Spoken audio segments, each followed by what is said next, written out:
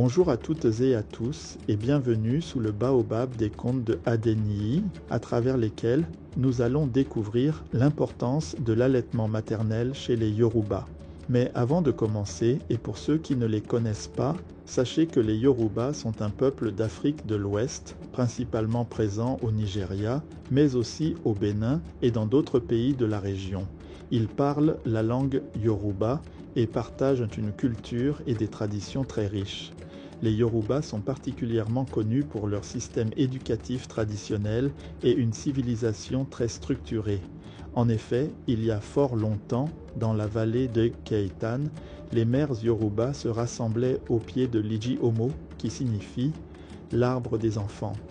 C'était là, selon la tradition, que les secrets de la vie étaient transmis de génération en génération à l'abri des regards, sous la bénédiction des anciens. Parmi ces femmes, il y avait le grand Adeniyi, le conteur des peuples, fils d'une nourrice et d'un chasseur. Il n'avait pas seulement hérité des mots, il portait la mémoire d'un peuple. Un jour, il fut invité à parler aux jeunes filles qui allaient devenir mères. Il se leva, caressa son tambour et dit « Chez nous, les Yoruba, l'enfant n'appartient pas seulement à sa mère. Il est un lien vivant entre les ancêtres et ceux qui ne sont pas encore nés. Le lait maternel n'est pas qu'un aliment. Il est mémoire, protection et promesse. » Il s'avança vers le cercle des femmes et continua.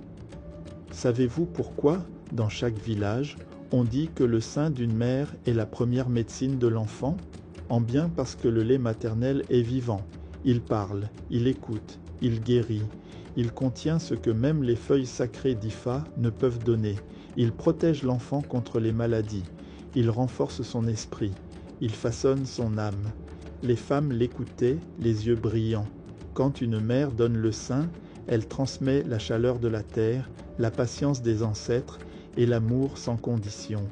Le lait contient la première immunité. Il contient la paix.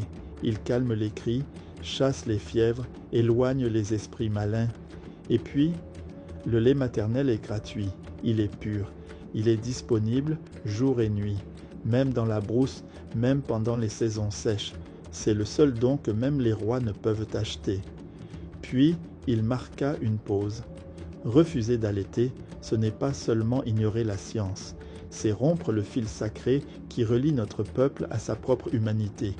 L'allaitement chez les Yoruba est un devoir de civilisation, car un enfant bien nourri est un enfant bien enraciné.